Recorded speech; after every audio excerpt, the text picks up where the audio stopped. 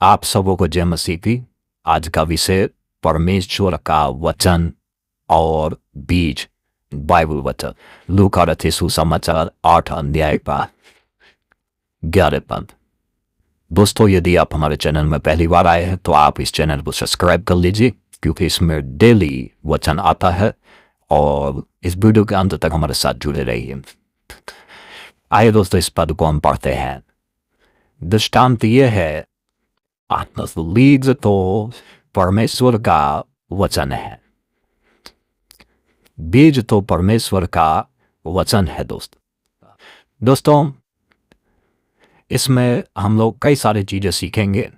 जैसे कि बीज हो जाता संसारिक जो बीज है, कोई भी चीज का खेती करते हैं, फसल करते हैं, तो आपको बीज की आवश्यकता होती है। आप लूका 8 का 11 जरूर पढ़ें, बल्कि इस चैप्टर को 1 से लेकर के आप 20 तक 21 तक आप जरूर पढ़े, तभी आपको इसके महत्व के बारे में पता चलेगा। दोस्तों,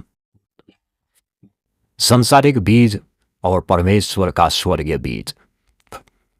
जी हाँ, संसारिक खेती करने के लिए, संसार को हरा भरा रखने के लिए, ऑक्सीजन के लिए और इन सब चीज़ों के लिए जो जरूरत है वो बीज की आवश्यकता है। अगर आपके पास बीज नहीं है तो आप ना खेती कर सकते, ना पेड़ पौधे उगा सकते, कुछ नहीं उगा सकते। दोस्तों, वैसे ही जैसे बीज की ताकत बीज के अंदर होती है, ऐसे ही परमेश्वर की ताकत परमेश्वर के वचन के अंदर है, वचन में पाई जाती। परमेश्वर की ताकत वचन में। बहुत सारे लोग उपवास करते हैं, प्रार्थना करते हैं और पूरा चिल्लाते हैं, बोले सामर्थ्य दे, ताकत दे। अरे, परमेश्वर की ताकत उसका वचन है, और वह जैसे बीज के अंदर में ताकत होती है, वैसे ही परमेश्वर की ताकत परमेश्वर के जो है वचन के अंदर में है।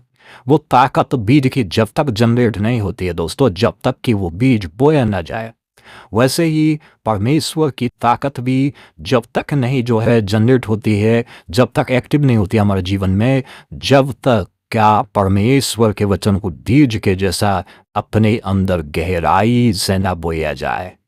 जब उस बीज को हम गहराई में बोते हैं, परमेश्वर के वचन को अपने हृदय की गहराई में बोते हैं, वो सुरक्षित रखते हैं दोस्तों। तब जो है वो उसकी वचन के वो वचन को हमने अपने जीवन में बो तो लिया, लेकिन दोस्तों वचन के जो है क्या है, दूसरा जो आता है, पहला तो बोना आ गया, पहले हो गया परमेश्वर के बीज की सामर्थ्य, बीज के अंदर होती है परमेश्वर की ताकत, परमेश्वर के वचन के अंदर है। और दूसरा क्या हो गया कि आपने बोया।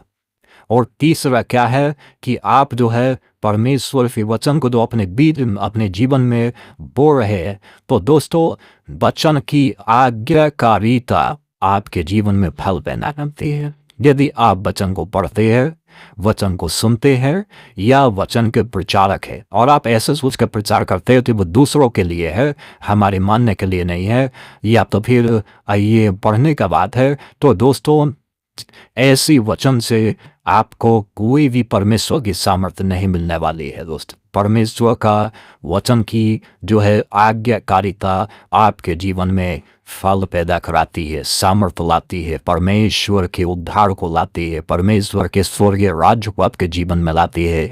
आपके हालातों को चेंज जब भी करेगी, जब आपके हालात चेंज जब भी होंगे, हालात जब भी बदलेंगे, जब आप परमेश्वर के वचन के आज्ञाकारी बनेंगे। जी हाँ, आप कितना भी पढ़ लीजिए, आप धोखे में जिंदगी जी रहे, यदि आप आज्ञाकारी नहीं करते, आज्ञाकारी नहीं है, तो आपके जीवन में कोई फल नहीं आएगा। दोस्तों, चौथा, परमेश्वर जैसे बीज को एक दिन में दृप्त नहीं बन जाता, एक दिन में उसको ऊपर फल नहीं आ जाता, थोड़ा समय लेता है, वक्त लेता है।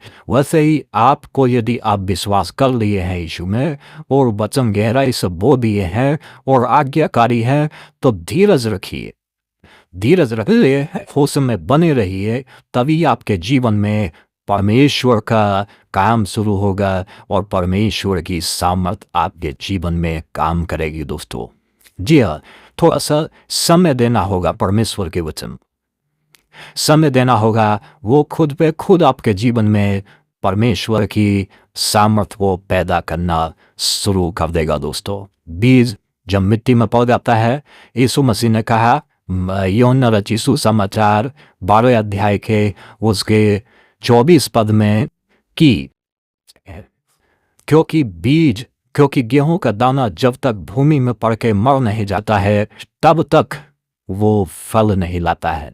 दोस्तों, परमेश्वर का वचन जो आपके अंदर है वो गहराई में है और उसको आपने इस हद तक जो है सुना है कि वो बीज के जैसा आपके अंदर मरना चाहिए।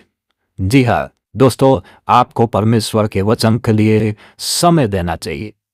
जैसे बीज एक दिन में नहीं होता, दरख्त वैसे ही वचन भी एक दिन में 2 दिन में काम नहीं कर जाता। जो तुरंत काम करता है दोस्तों, यीशु मसीह ने कहा उसकी जड़ बहुत ऊपर है।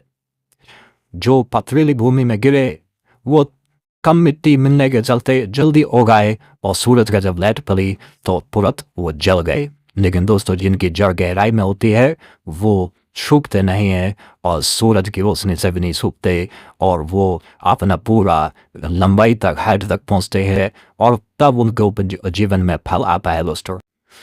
दोस्तों, कुछ लोग वचन को सुनते तो हैं लेकिन वो लोग सिर्फ अपने ऊपर भरोसा करते बोले दिया हम वचन पढ़ते हैं, घर में पढ़ सकते हैं, वचन घर में अध्ययन कर सकते हैं, प्रार्थना कर सकते हैं। Yes, you can do in your home. दोस्तों, आप इसमें कोई दिक्कत की बात नहीं, आप अपने घर में कर सकते हैं।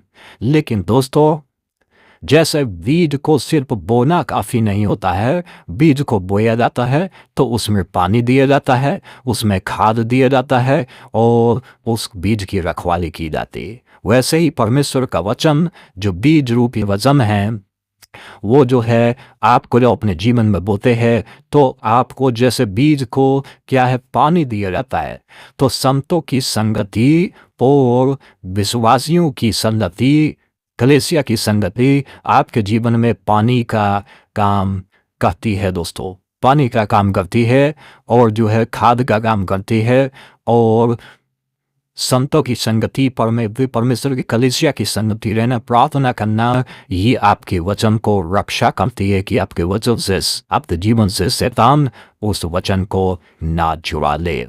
दोस्तों, तो इसलिए अपने नज़रिया को बदलिए और यदि आप परमेश्वर के वचन को सुनते हैं तो उसको अपने जीवन में सिर्फ सुनना काफ़ी नहीं है, परमेश्वर की कलीसिया की संगति में जुड़िए, परमेश्वर के विश्वासियों की संगति में रहिए और संतों की संगति में रहिए, प्रार्थना करिए, उपवास करिए ताकि आपका वचन जल्दी ग्रो हो और परमेश्वर की आशीष से आप तक पहुँचे। यदि आप ये करेंगे तो परमेश्वर की आशीष निश्चित रूप से आप पाएंगे। आपका जीवन वर्तमान और भविष्य दोनों बदल जाएगा। दोस्तों, हमारे साथ जुड़ने के लिए बहुत बहुत धन्यवाद।